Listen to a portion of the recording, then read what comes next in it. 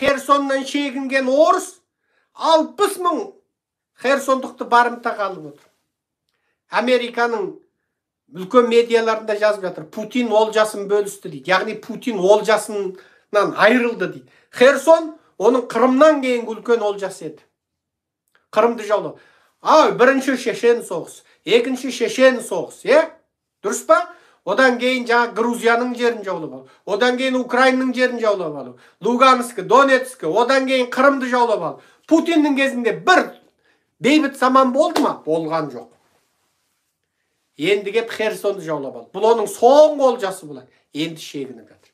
Енді ана жердегі су қамбасын жарған жатыр. Кеше анау жарықтық Зеленскийдің видеосын көрдім Телеграмда. Енді зарлап жылап айтып жатыр. Енді мен оны көрсетейін міне.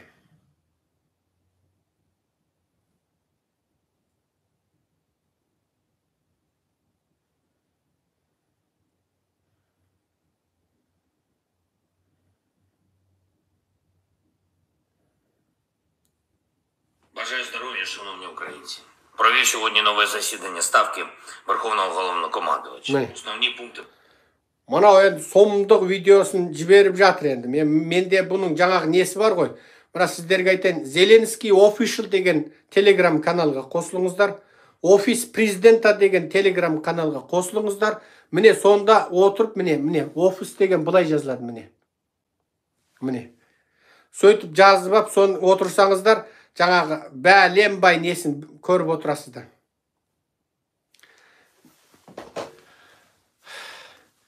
Енді су қамбасын жарғалы жатыр. Еуропаға үлкен қауіп төнгелі жатыр.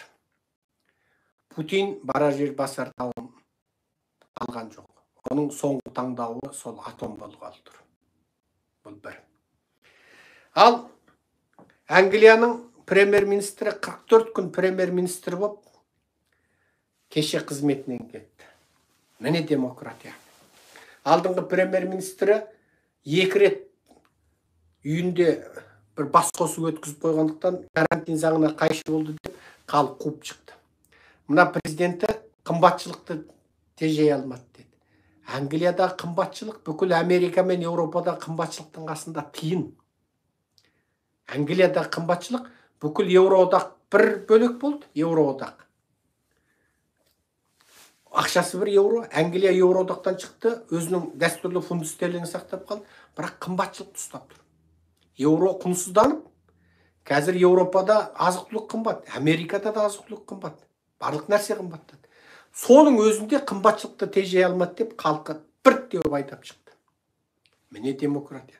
Назарбаев құсап 30 жыл отырып алған жоқ премьеріміз. Англияның бірінші билік иесі премьер-министр, Англияның патшасы, яғни Англияның королы, ол символдық қана мемлекет басшысы, символдық, тарихи символ ғана. Ал мынау премьер-министр халық сайлаған Англияның заң алдындағы нөмір 1 басшысы. Енді соны бір теуіп міне қуып шықты. Демократия деген осы. Демократия деген осы. Халық, депутаттар наразы болды. Ал сен Тоқаевқа ән айтып жүрсің. Қазақтар ұялсаңдаршы. Ұялсаңдаршы Тоқаевты. Міне Қанышер Тоқаевты құптағаннан, жақтағаннан ұялатын кез келді ғой. Ол енді шын мәнінде қазақты, міне, Қытайдағы қазақты қалай сорлатып отыр, Қазақстанда қазақты қалай сорлатып отыр, барлықтарыңыз біліп отырсыздар. Кеше Нью-Йорк Таймста Рахмет Си Цзиньпин деген мақала жарияланды. Мен ол мақала туралы елдердің анализдерін тыңдадым және оқыдым.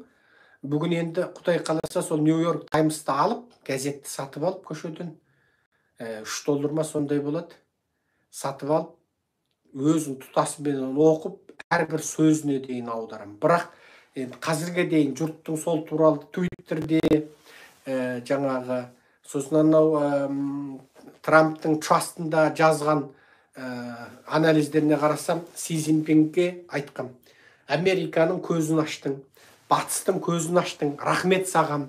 Сенің осындай радикалдық фундаменталдық осындай қыңыр саясаттың болмағанда Америка мен Еуропа алданып, сендер бір күні демократияланады деп, сендердің нарықтарыңа қызығып, сендердің экономикалық жаңа беретін пайдаларыңа қызығып жүре беретін еді. Сенің мынау Шыңжаңда, Шығыс Түркістанда геноцид жасағаның, Тибетті қынадай қырғаның, міне осының барлығы батыстың көзін ашты. Сен енді ешқашан Еуропа мен батыстың партнері емессің. Сен нағыз оригинал жаңаға маушылсың деген мәнде жазыпты дейді. Бірақ мен енді өзін оққан жоқпын. Елдің жаңағы ол туралы жазғандарынан айтып отырмын. Бірақ бүгін газетті алам, Нью-Йорк Таймстың соңғы саны екен. Сол газетті алып отырып оқып, сіздерге баспа бас сөзбе сөз аударып жеткізуге тырысамын. Бұл менің жаңағы айтатыным. Енді бір қызығы. Си Цзиньпин міне кеше түндегі жиналыста, яғни бізше болғанда кеше түн, қытайша айтқанда кеше күндізгі жиналыста Қытайдың медиалары, кеше жатарда медиасын қарасам, Ши Цзиньпин, бас хатшы Ши Цзиньпин, бас секретарь Ши Цзиньпин, бас төраға Ши Цзиньпин деген сөз жоқ. Енді Ши Цзиньпин жолдас дей қапты. Ши Цзиньпин жолдас. Бұны бұлай қарап отырып, мен өзім бұлай түсіндім. Енді олда қазір ол қайтадан партияның бас хатшысы, мемлекеттің бірінші төрағасы, әскери істер комитетінің төрағасы деген лауазымды әлі алған жоқ. Ол енді сайлану үстінде.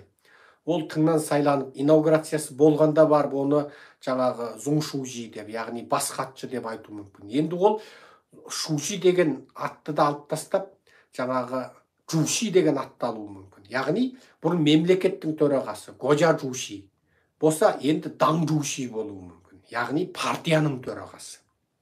Сосын ол көсем атануы мүмкін. Енді ол қазір бұрын Ху Жинтау мен Жаң Зиминді қайырып қойып, өзін Мау бірінші, Дың екінші, мен үшінші басшымын деген болса, енді тарихтағы екеуін алдыға қойды. Енді Мау мен Дыңды да қайырып қойып, оның аты жоқ.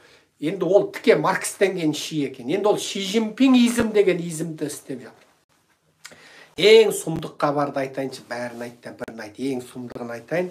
Сұмдықтың сұмдығы мына Қытайдың Хубей өлкесі деді ма, Хубей өлкесі деді ма. Мынау кооператив деген нәрсе қайтадан іске қосылыпты. Кооператив. Ағылшынша кооператив дейді, орысша кооператив дейді, қытайша гуңшаушы дейді. Гуң деген қамдау, шау деген сату, шы деген кооператив. Қамдау, сату кооперативі. Мына Алтай жақтың қазақтары дүкен, магазин дегенді қамдау дейді ғой.